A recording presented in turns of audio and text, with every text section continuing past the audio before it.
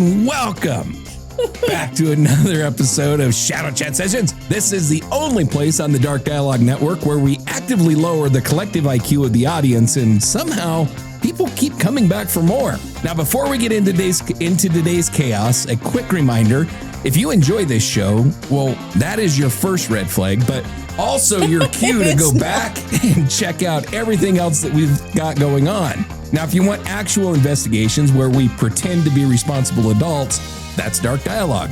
If you want Wild West with significantly more gunfights and significantly less law enforcement success, that's Gallows and Gunfights. And if you like your crime buried under snow, dirt, and bad decisions, Rocky Mountain Reckoning has you covered. And if you enjoy me slowly losing my sanity over evidence, timelines, and things that don't make sense, that's Distilled. And if you want to directly support this questionable operation, we've got the website, Patreon, Coffee, Substack, basically every possible way to enable this behavior financially, which honestly, we appreciate more than we probably should. Angela, how you doing? Are you ready to completely abandon logic for the next hour or so? Yes, but you forgot one important thing. What did I forget? They can support us by wearing us. There's a merch store now. This is true. You can go to darkdialogue.com and shop. Yes. There's all kinds of cool shit on there. There's Don't Be an Asshat shit. There is. There's some Shadow Chat shit. There's Rocky Mountain Reckoning stuff, which is really cool because a portion of that goes to victims in the Rocky Mountain region. And the Voices collection. There's the Voices collection where a percentage of that goes to victims all over the place. So yeah, there's some really good stuff there. Yeah. All right, with that said, we ready for the strange headline segment? Yes. You're going to like this one. I'm going to hold you to that.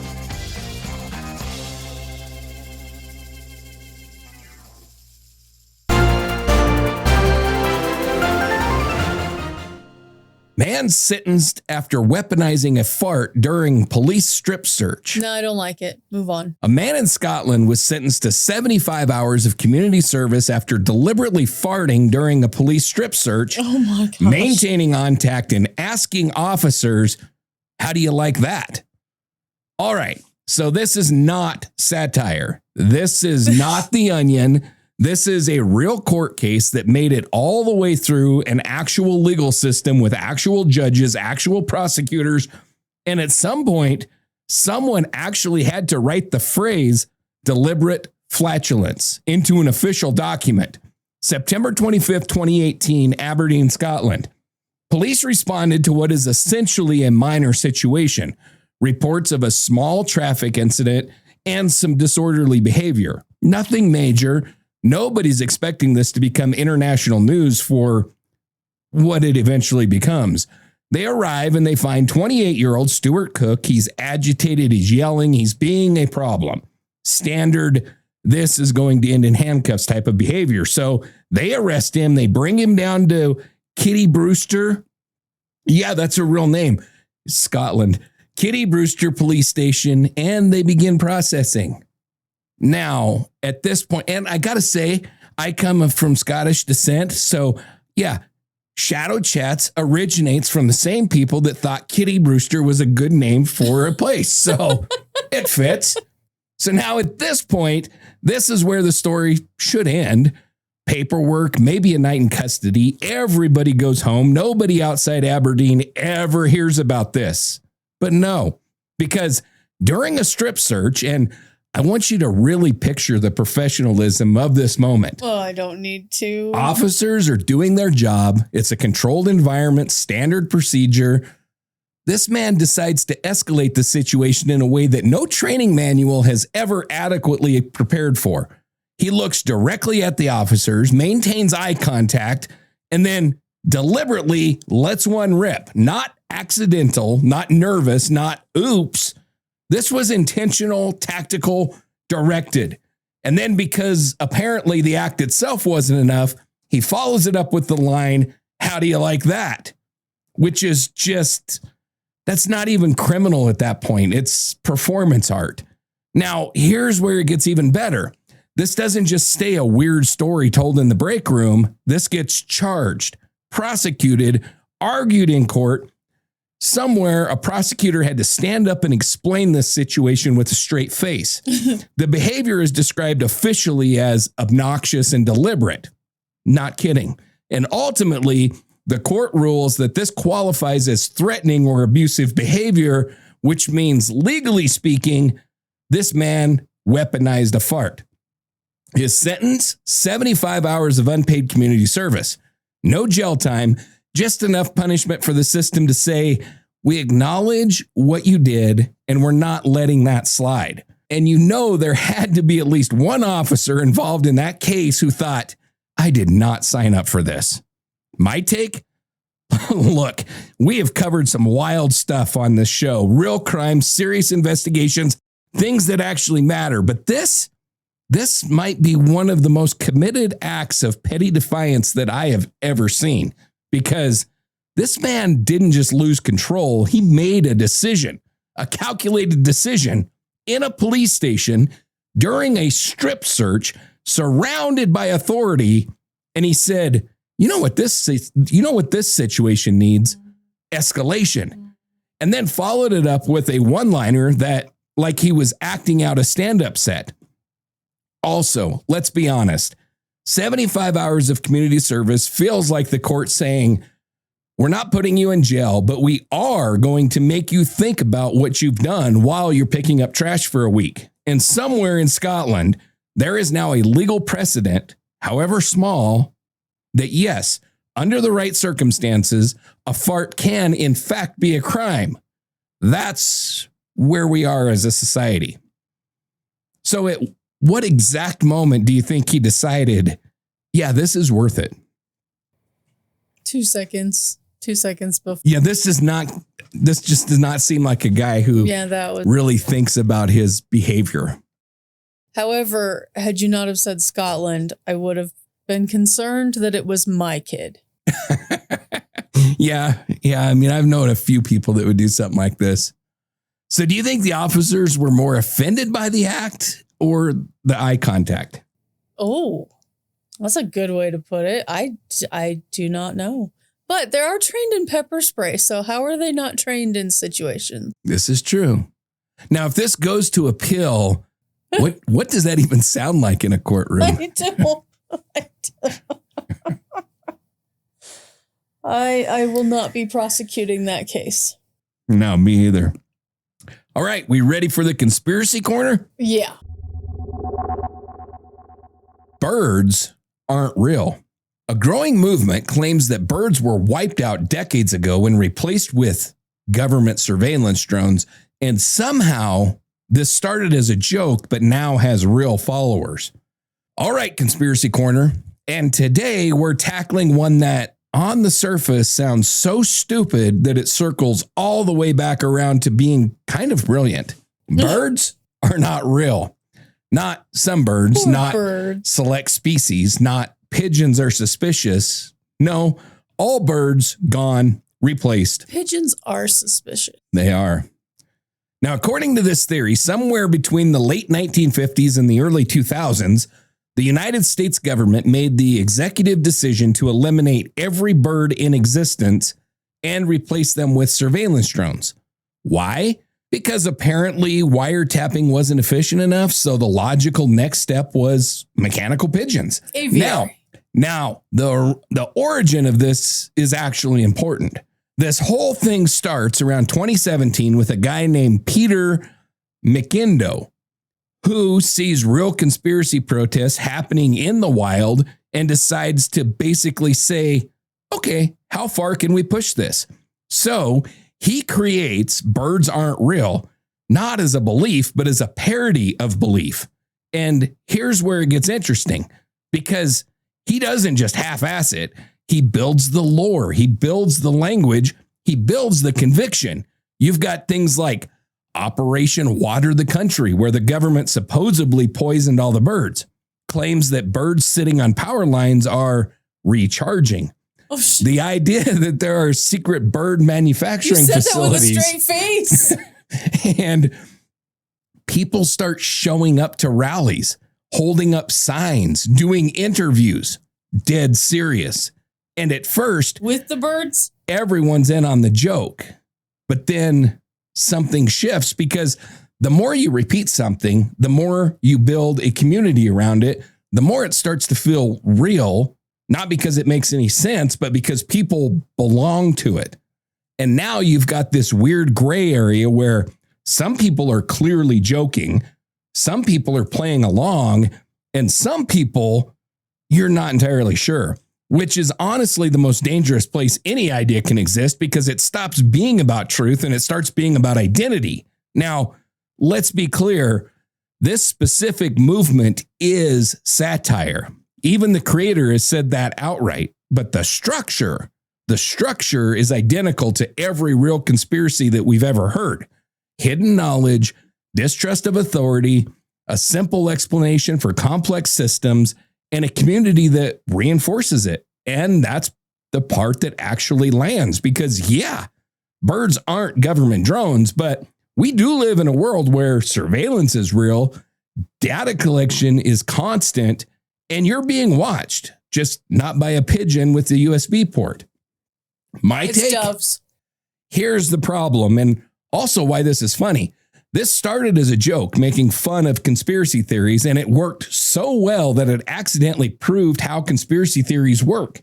That's the punchline, because if you package anything with enough confidence, repetition, and just the right amount of they don't want you to know this kind of energy, you can get people to at least consider it. Also, let's just address the logistics here.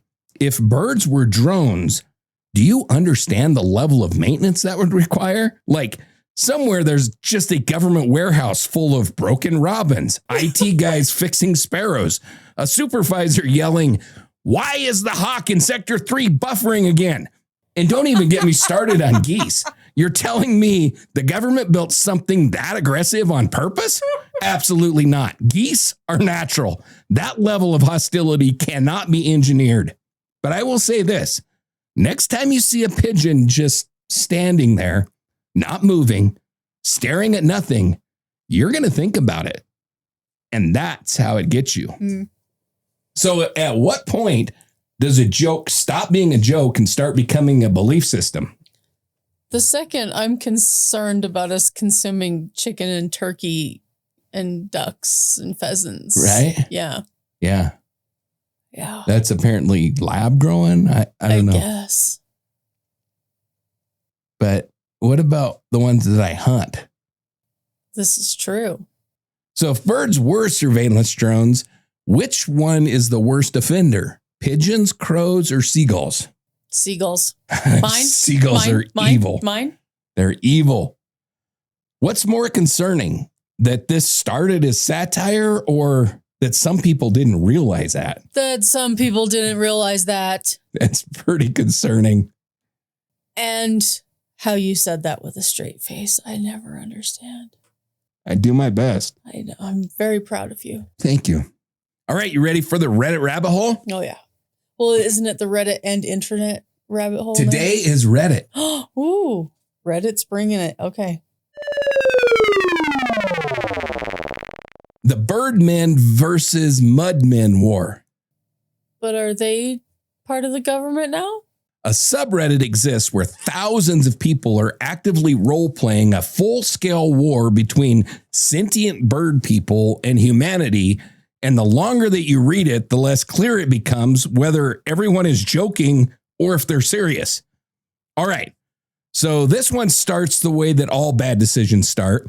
You're scrolling late at night, probably shouldn't be. You see something weird, a post, all in caps, aggressive and unhinged, something like, "Scraw!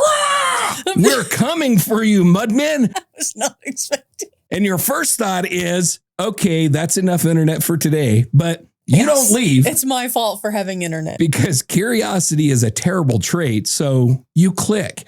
And now you're in a subreddit called R Enlightened Birdmen. And immediately you realize that something is off here because this isn't just a meme. This is a fully committed in-character war zone. No explanations, no disclaimers, no, "Hey guys, this is satire." Just post after post written as if it was real. You've got battle reports, war cries, propaganda, religious devotion, all from the perspective of these things called enlightened birdmen. And they are not fans of us because according to this, we are mudmen, not humans, not people, mudmen, filthy, ground-dwelling, inferior. And the birdmen, well, they're the chosen ones, followers of something called the All-Father, which sounds less like a deity and more like a boss who you really don't want to meet. And the language is where it gets good. Everything is in all caps, full-on screeches, barely coherent. You'll see things like, "Scree! The mudmen will fall under the talons of the enlightened." And at first it's hilarious because it's so over the top. But then you keep scrolling and it keeps going and going. And now there are different factions, arguments about strategy, cross posts debating who will win in a full-scale war. And nobody breaks character ever.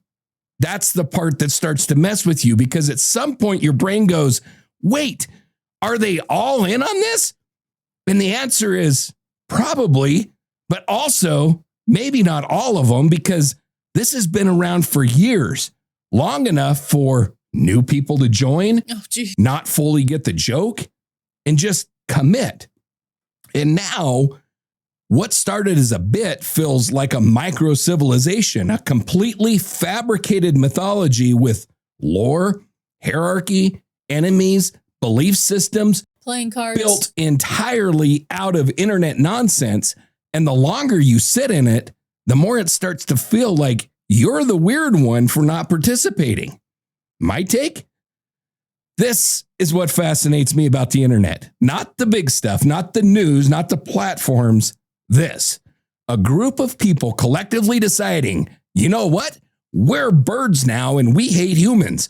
And then committing to it so hard that it becomes a thing. Also, let's be honest. This is way more organized than most real world groups. They've got structure, messaging, unity. Meanwhile, the Mudmen, which is us, can't even agree on what to have for dinner. So honestly, if this war is real, we're losing bad. Also, I love the idea that somewhere out there, someone discovered this subreddit, didn't understand it, and just quietly thought, we're in danger. So at what point does committing to a joke turn into something real?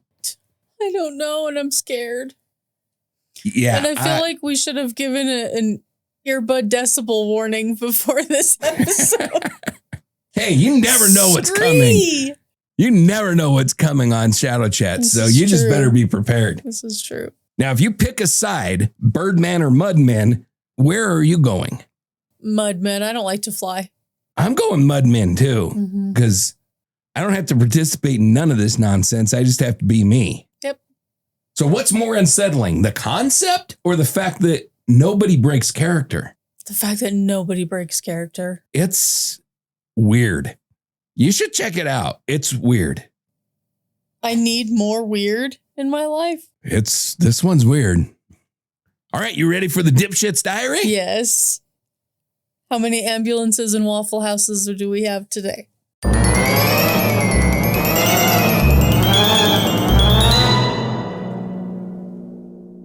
Dipshit Diaries.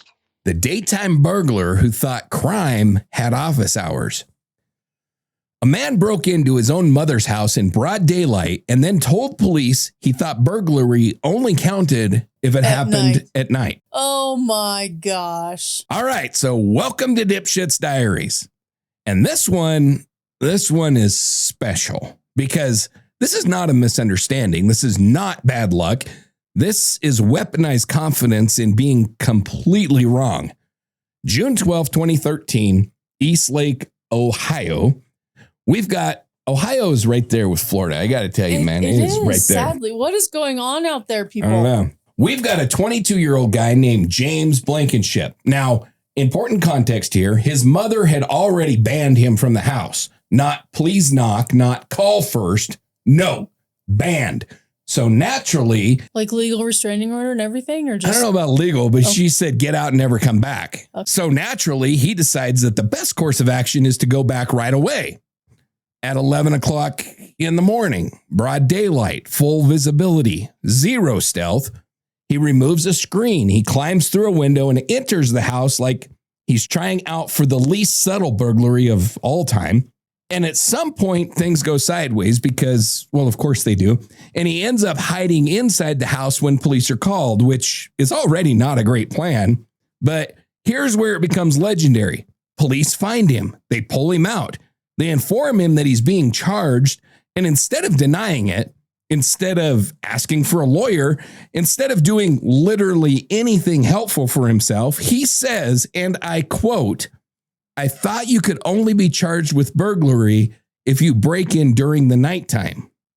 Gee. Sir, what? That is not how crime works. That is not how any of this works. That's like robbing a bank at noon and going, well, yeah, I thought banks were only illegal after sunset. Yeah. And the craziest part, there's actually a microscopic grain of truth buried in there. Historically, way back, burglary laws did emphasize nighttime, but What? somewhere along the line, his brain took that information and turned it into daytime equals legal, which is a bold interpretation. So he gets charged. Eventually, he pleads down to breaking and entering, ends up doing a little bit of time, all because he treated the law like it had business hours. My take? This is what happens when you learn just enough to be dangerous, but not enough to be correct, because I guarantee somewhere in his life, he heard that fact. Burglary used to be a nighttime thing. And instead of thinking, interesting historical context, he went, perfect. I'll schedule my crimes accordingly. Also, can we talk about the confidence? Not even a hint of hesitation, just immediately, yeah, I did it, but legally, I'm good. The sun's out. That's not stupidity. That's commitment to a misunderstanding at a level that I almost respect. Almost. What's the worst possible crime that you could commit if you believed laws only applied at night? I'm struggling. I'm not sure. I don't really know either. I don't know. Any crime? But is it not Grand Theft Auto if you're not old enough to drive? Maybe not. Huh. So at what point in this plan do you think that he felt confident that this would work? Every single point imaginable. I think Probably so, still too. does. I think I understand very well why mom said, get out and never come back. Exactly. Yeah. So is it worse not knowing the law at all or confidently misunderstanding it? Confidently misunderstanding it. I think so too. Yeah. All right. Dipshit Diaries number 2. The burglar who broke into a house full of police. A career burglar But it wasn't midnight yet, so he's good. A career burglar tried to break into 2 homes in one night, left blood at the first scene, and then chose a second house that was literally full of police officers investigating another burglary. Oh, man. All right. Was it the first guy's? This one feels less like a crime and more like a live action cartoon. We're in Abington, Northampton, England, late 2012. Enter Darren Kimpton, 49 years old. Not new to this, in fact, very much a career burglar. And you would think after doing something repeatedly that you would get better at it. Not Darren. So the night starts off simple enough. He picks a house, he attempts a break-in, he immediately screws it up. He cuts himself on glass or a lock, bad enough that he leaves blood at the scene, and not just a drop, not a smudge, plenty enough for DNA, which is basically the criminal equivalent of signing your name and leaving your contact information. So now, without realizing it, he's already set himself up to be caught. At this point, most people would take that as a sign. Hey, maybe tonight's not my night. Maybe go home, reevaluate, watch some TV, do literally anything else. But no, because Darren decides the correct move is, let's try it again. So he goes to a second house, and this is where it becomes unbelievable. That house had already been burglared earlier the same night, so police are actively there. Inside, talking to the homeowner, processing the scene, lights, activity, presence. And Darren walks up, sees a broken window, and instead of thinking, something's wrong here, he thinks, perfect, somebody already did the hard part. So he reaches in through the broken window and attempts to let himself into the house that is, at that exact moment, full of police officers. And you can just imagine that moment. An officer looks over, sees a random arm coming through a broken window and just goes, "Are you serious?" He's caught immediately, barely even has time to react. And here's the beautiful part.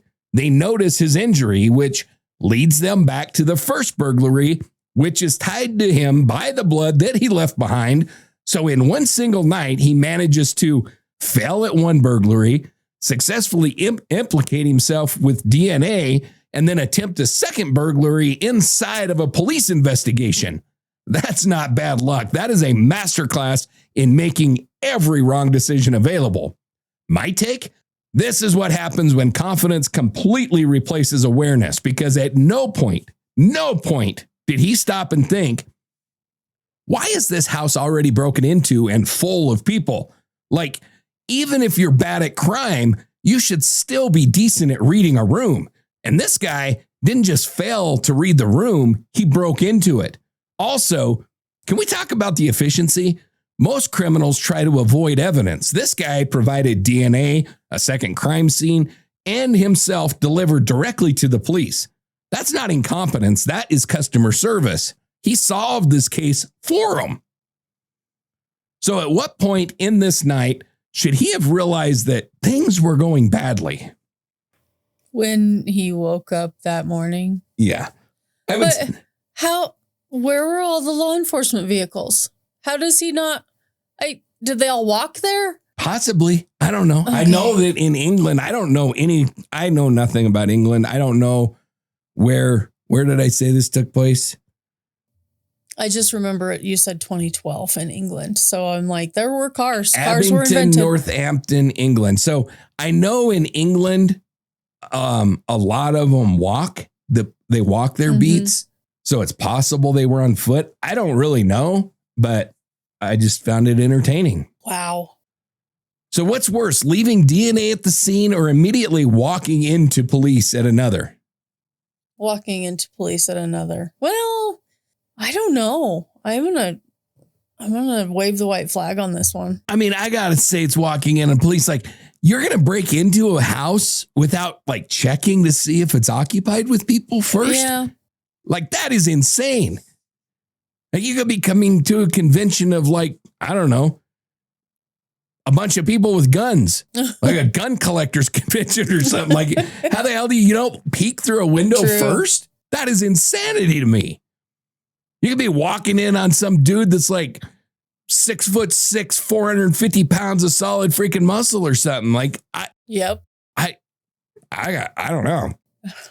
Now, if you're the officer inside of that house, what is going through your head when the arm comes through the window? Pretty much what you said. Yeah. Are you serious? Are you serious? Is this happening? Yeah. Am I being punked? All right. You ready for Dipshit Diaries number 3? Yes. The bank robber who called ahead. Seems to be a theme here. A man planning to rob a bank decided to call ahead to make sure that the money would be ready when he got there. All right. This one might be the gold standard because this isn't just a bad decision. It's a business model. March 23rd, 2010, Fairfield, Connecticut. I think I'm done with the internet. We've got Albert Bailey, 27 years old, and apparently a man who believes bank robbery should operate like a drive-through because before committing the crime, he picks up the phone and calls the bank, not to ask about the hours, not to check to see if they're open. No, to let them know that he is coming to rob them. And not just that, he gives them a heads up, something along the lines of, "We'll be there in 10 minutes. Get the money ready." Sir, this is not DoorDash. You don't place an order for felony level cash. And it gets better because he's not alone. He's got a 16-year-old accomplice. So they've now turned this into a team effort, which somehow makes it worse. They tell the bank that they want around $100,000, no die packs, and to have everything ready when they arrive, like they're scheduling a pickup. Now, shockingly, the bank employees do not respond with, absolutely, sir. Would you like that in small or large bills? Yeah. Instead, they call the police immediately. So by the time the plan moves to phase 2, which is the actual robbery, law enforcement is already waiting. The 16-year-old goes into the bank, hoodie, sunglasses, hands over a note demanding the money. Standard robbery procedure, except now the entire situation is already blowing. The teller hands over the money with a die pack because, of course, the kid leaves, gets into the car where Bailey is waiting, and within moments, police move in and stop him. No chase, no mystery, no investigation needed because they literally announced their arrival. My take? This is next level stupid because most criminals try to avoid attention. This guy created a reservation system. He gave them a time, a location, a demand, and a countdown. That is not robbery. That's an appointment. Also, what was the expectation here? That the bank staff would be like, hey guys, quick heads up, robbery in 10 minutes. Let's stay organized. There's a level of optimism here that I don't think I've ever seen in a criminal case. And honestly, between this, the daylight burglary guy, and the dude breaking into the houses full of cops, I don't think that we need better law enforcement. I think we just need criminals to keep doing whatever the hell this is. Yeah. So what is the best case scenario in his mind when he made that phone call? I don't know. Would you like fries with that? I'm not even sure. This one is like at the top. He's really in contention. This one tops the marker face bandit guys. It does. I didn't think that would happen. I didn't either, but I got to say, I think this one tops it. Is this the dumbest robbery plan or the most confidently stupid? Both. It's pretty bad. It's very, very bad. And at what point do you think he realized this might not be going well? Pretty sure when the cops drove up on him. He probably really thought it was all good until then. I bet so. I bet he was like all stoked when his 16-year-old buddy got in the car. Yeah, he's like, dude, we got this. Yeah. Wee woo, wee woo, wee woo. All right, you ready for the weird shit section? Yeah. Did you count them properly this time? We'll find out. Okay. I counted them properly the last time. When I edited it, they were correct. Okay. You screwed me up. So, I did not. For the record.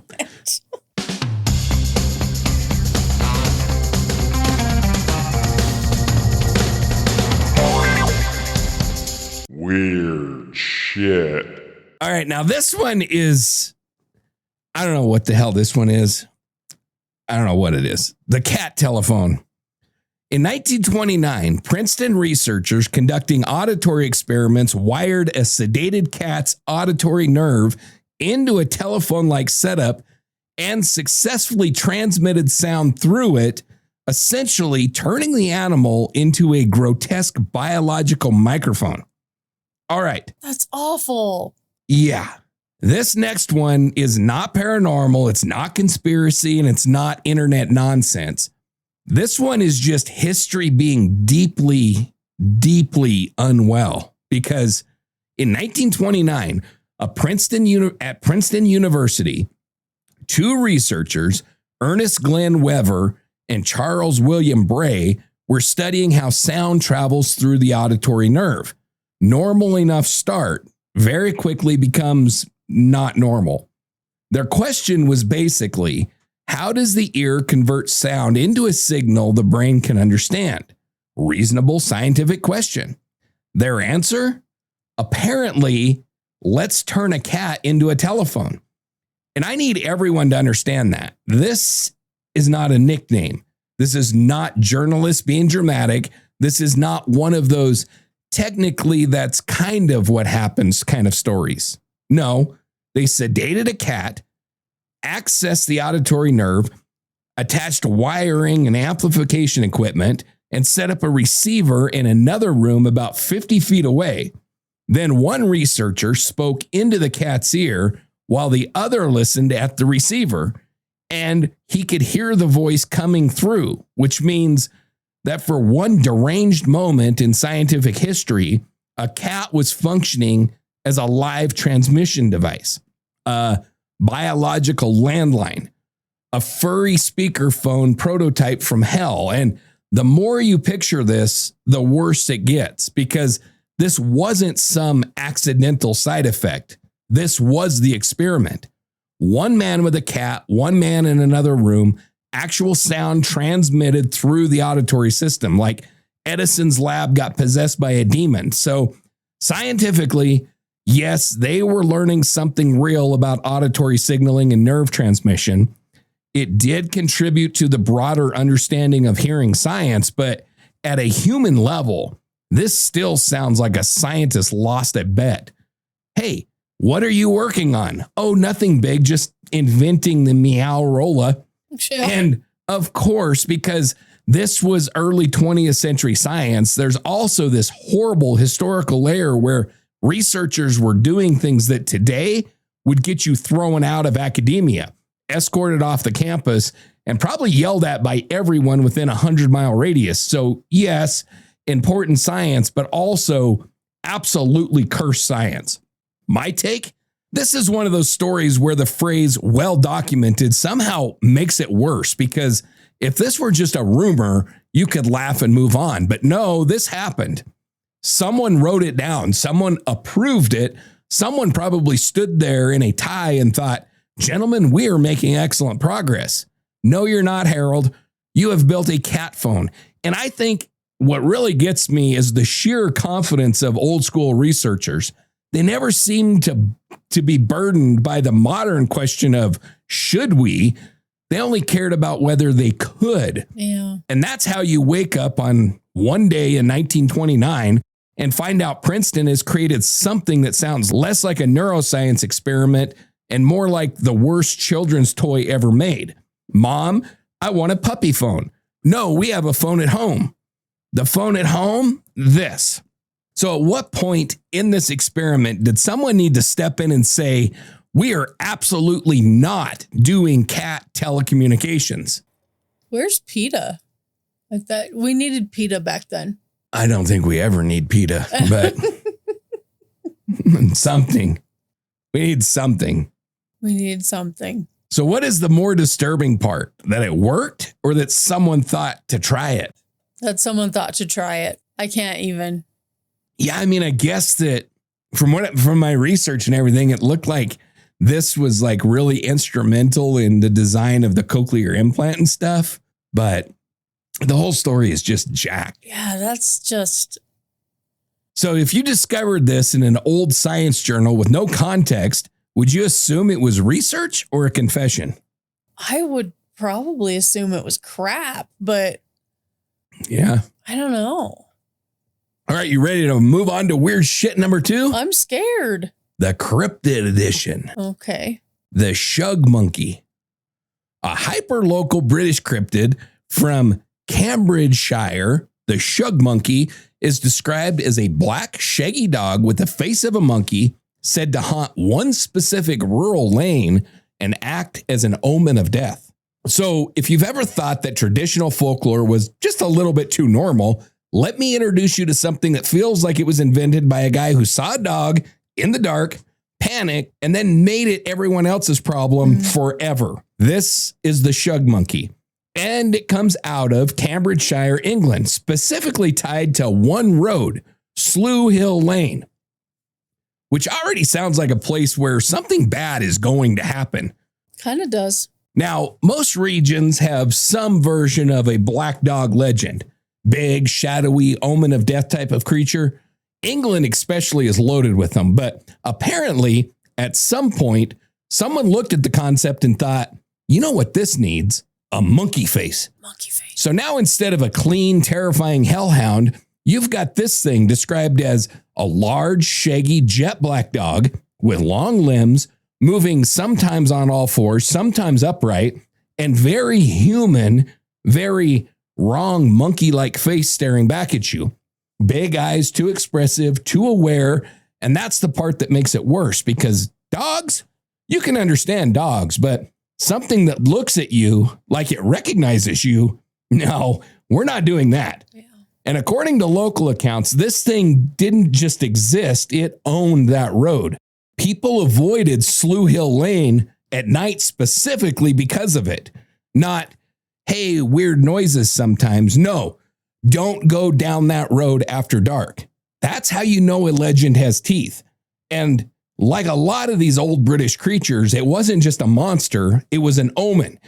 Seeing it didn't just mean you're in danger, it meant something bad is coming, which is just a fantastic bonus feature that no one asked for. Now, here's where it gets even weirder. Unlike Bigfoot or modern cryptids, this thing doesn't have ongoing sightings. Most of the stories trace back to pre-World War II, and then it just stops. No clear explanation, no evolution of legend, just, hey, it was there, and then it wasn't, which has led to an extremely casual theory that it may have been wiped out during wartime, because apparently in England, even cryptids are not safe from historical events. My take? This is one of my favorite types of cryptids, not because it makes sense, because it absolutely does not, but because it feels like a mistake that just stuck. Like someone saw something in low light and went, dog? No, wait, monkey? No, wait, I don't like this at all. And instead of resolving that confusion, they turned it into a generational warning. Also, let's talk about how unfair this design is. If you're going to invent a creature, pick one thing. Dog, fine. Monkey, weird, but okay. But combining them? Now you've created something that runs like a predator, looks like it understands you, and lives in a place called Slough Hill Lane. That's not folklore, it's a threat. And honestly, if I'm walking down a dark country road and I see something with a monkey's face staring at me from the hedgerow, I don't care if it's real, folklore, or someone's escaped pet. I'm gone immediately.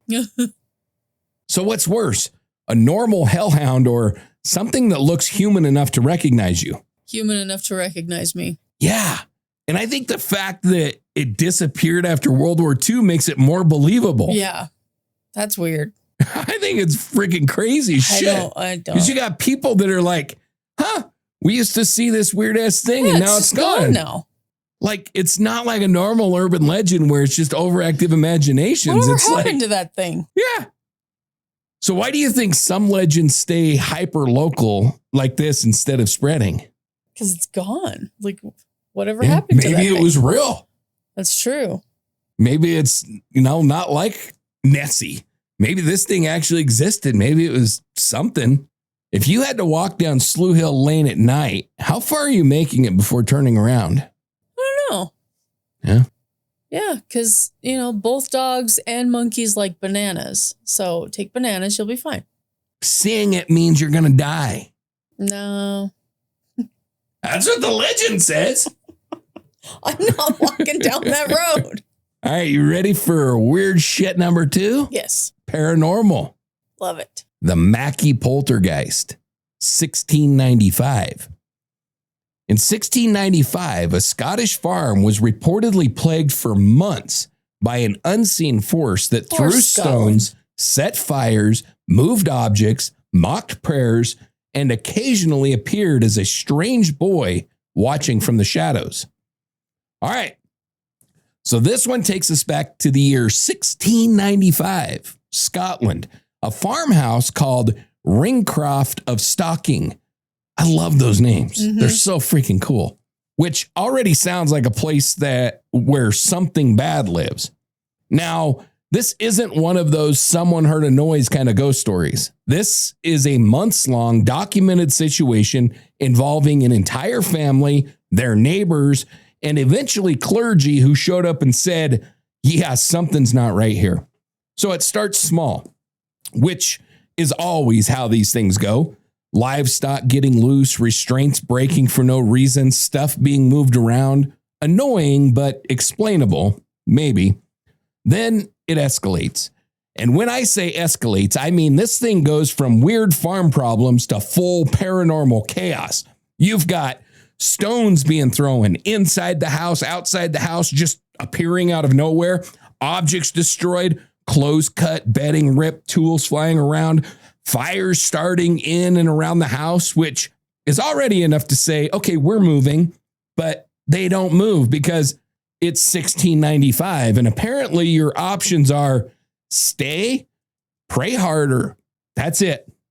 So they pick option number 2, and that's when it gets worse because now whatever this thing is starts reacting.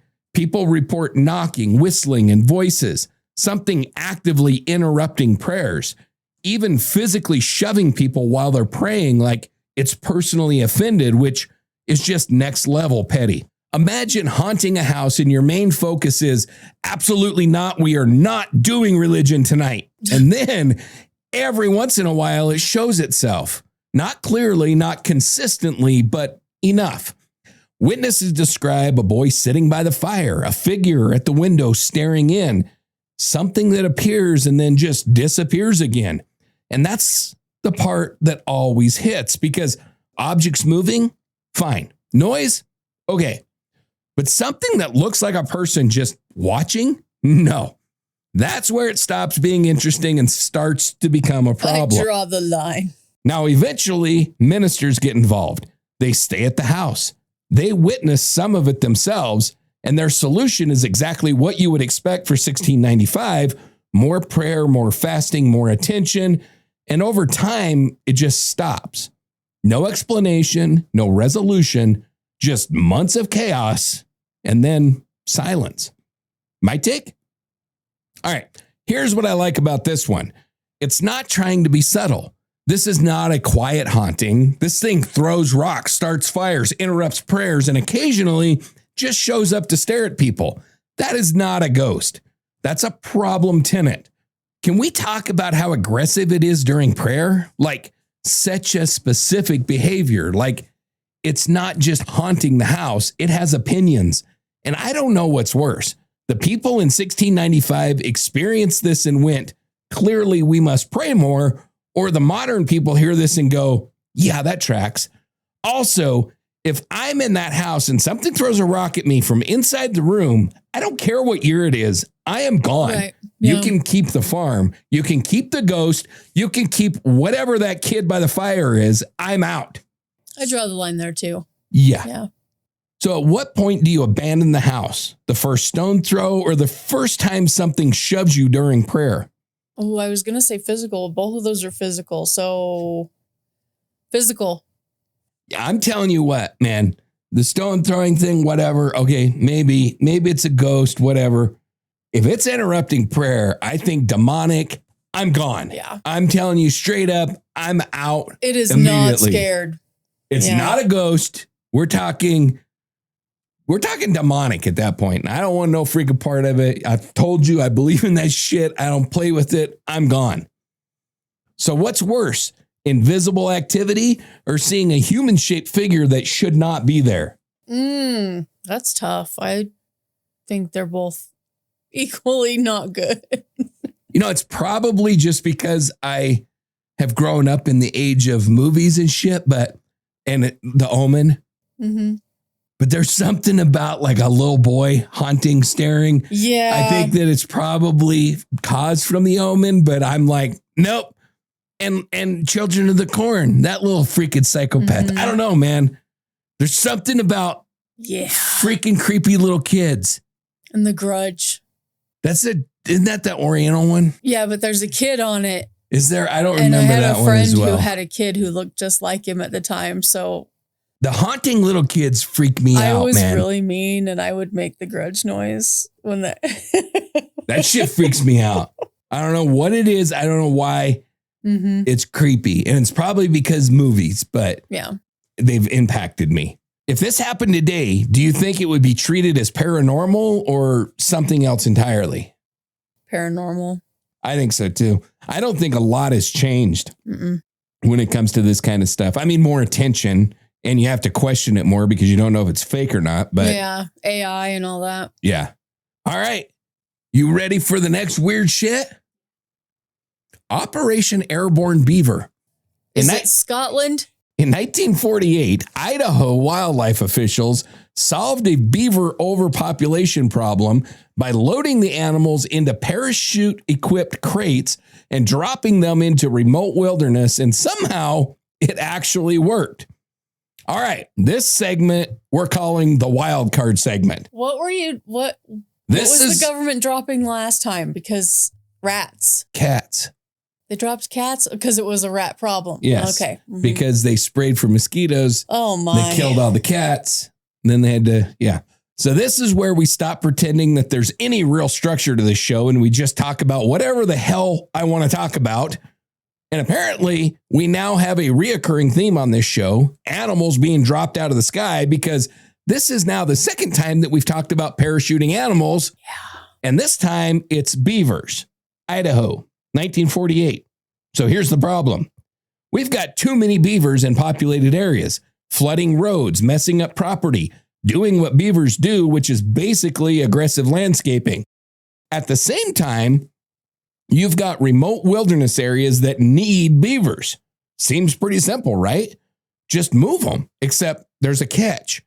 You try moving them with horses and mules, and it turns out beavers don't travel well. They overheat.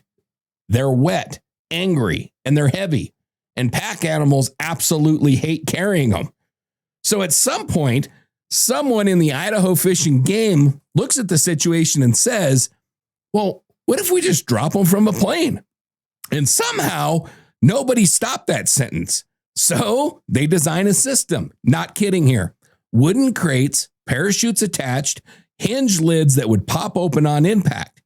Each crate held 2 beavers, loaded up like tiny, confused paratroopers. And before they went full send on this, they tested it using a beaver named, of course, Geronimo.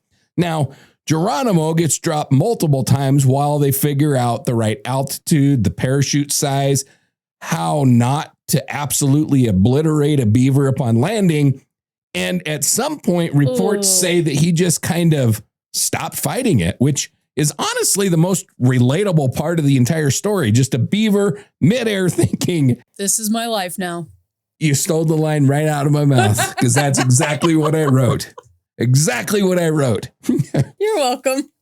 So once they get it dialed in, they all go in, planes fly over remote Idaho wilderness and start dropping crates, beavers descending from the sky into mountain valleys like some kind of rodent invasion. Total dropped 76 beavers. And here's the part that makes this story even better. Why did that sound dirty? Go ahead. It worked. Almost all of them survived. They established themselves. They built dams. They created wetlands. And those populations still exist today, which means there are entire ecosystems in Idaho that exist because in 1948, someone said, we're doing airborne beavers. And instead of being fired, they were right. My take? This is peak human problem solving. Not what's the easiest solution, not what's the safest solution. No, what is the most unnecessarily dramatic way that we can possibly handle this? And the answer was airdropping rodents into the wilderness. Also, can we talk about the meeting where this got approved? Because I guarantee someone said, hey, what if they don't survive? And someone else responded, they will. No evidence, no confidence, and somehow they weren't wrong. Also, I love that this wasn't a one-time thing.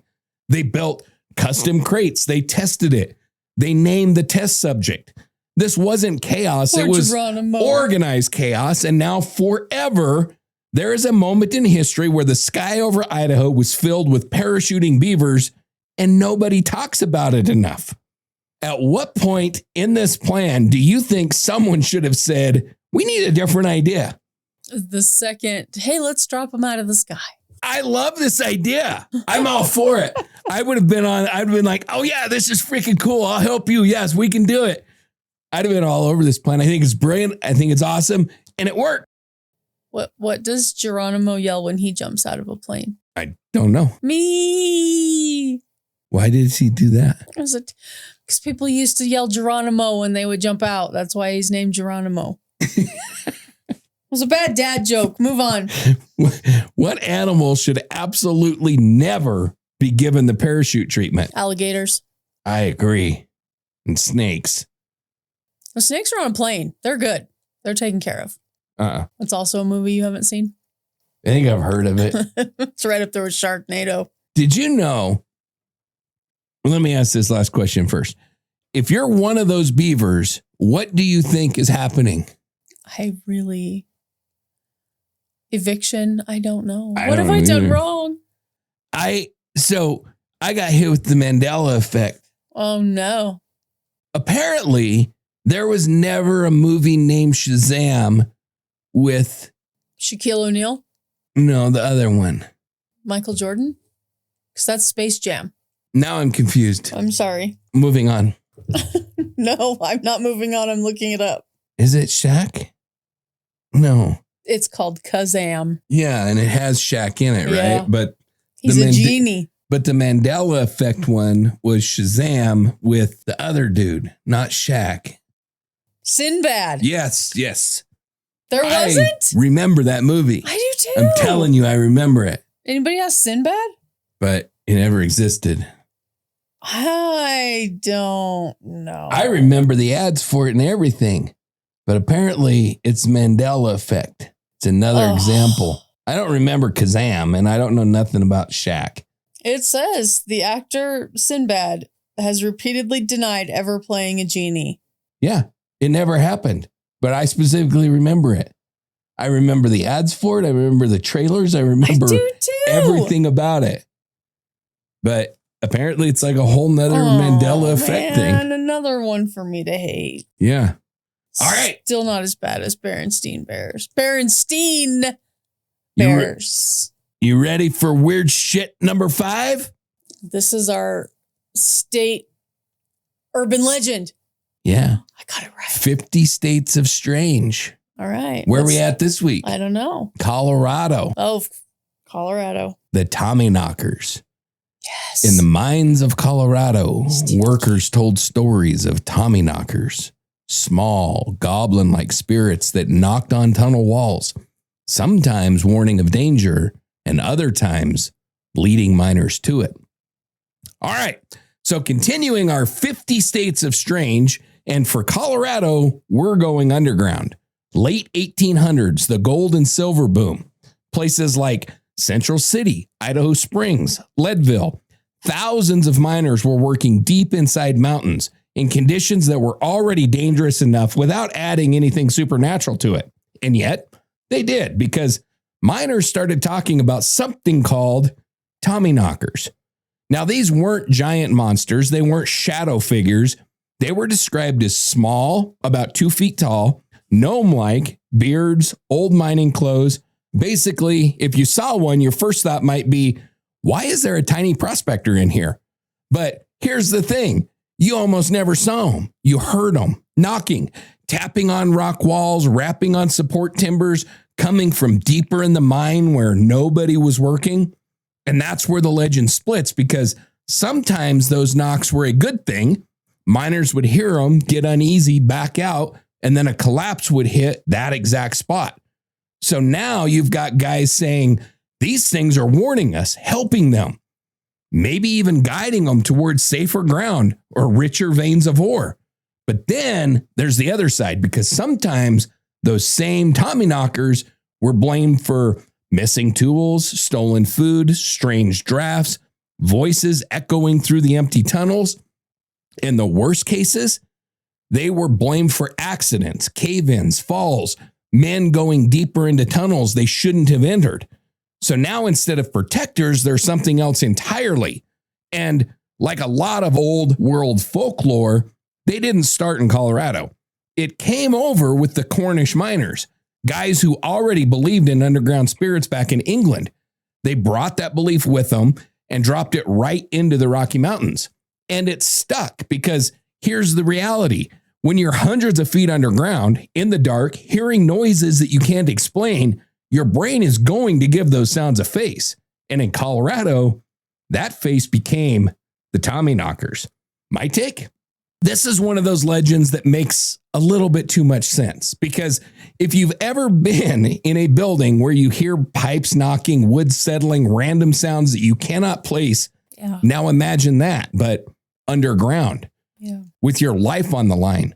Of course, you're going to start thinking something's down there with you. Also, I love that these little things are both helpful and dangerous. Yeah. No consistency, no rules, just sometimes we'll save you, sometimes we won't. It's like a toddler. That's not a spirit. That's a terrible coworker. Now, I will say this. I have actually been to Tommy Knocker Brewery and Pub in Idaho Springs. And if the Tommy Knockers are responsible for that, we're good. In Idaho Springs? Yeah, Idaho Springs, Colorado. Okay. That place is freaking awesome. The beer's great. Jalapeno poppers are ridiculous. The burgers are solid. The truffle fries are out of this world. So honestly, if these little underground goblins want to knock around in the mines and occasionally mess with people, but also somehow inspire a brewery like that, we're going to call it even. At least they contributed something to society. There you go. And honestly, if I hear knocking underground, I'm not sticking around to figure out if it's helpful version or the you're about to die version. I'm leaving immediately. Yep. Mm-hmm. So if you're a miner, at what point do unexplained sounds turn into there's something down here? I don't know, because there's just unexplained sounds everywhere. This is true. And, you know, if you've ever been in a cave or a mine shaft or something, it is the darkest dark of dark that you've ever experienced. And there are random noises. It is so pitch black dark. There's like as dark as you can imagine. Yeah. And like you say, all kinds of weird ass noises. Yep. The sounds travel through those tunnels and shit. Like, I mean, it alters them. Yeah. Yeah. So yeah, it's creepy. So would you treat the knocking as a warning or assume that it's leading you into danger? Warning. I'm out. Me See too. ya. Yeah, I'm done. Me too. So what's worse, something that you can't see or something that might be trying to help you? Something that I can't see. I agree. And I just got to say, man, Idaho Springs is a freaking awesome little town. We used to go up there quite a bit. They have an awesome hot springs up there, and it's just a cool little mining town. And Tommy Knocker's bar is really freaking good.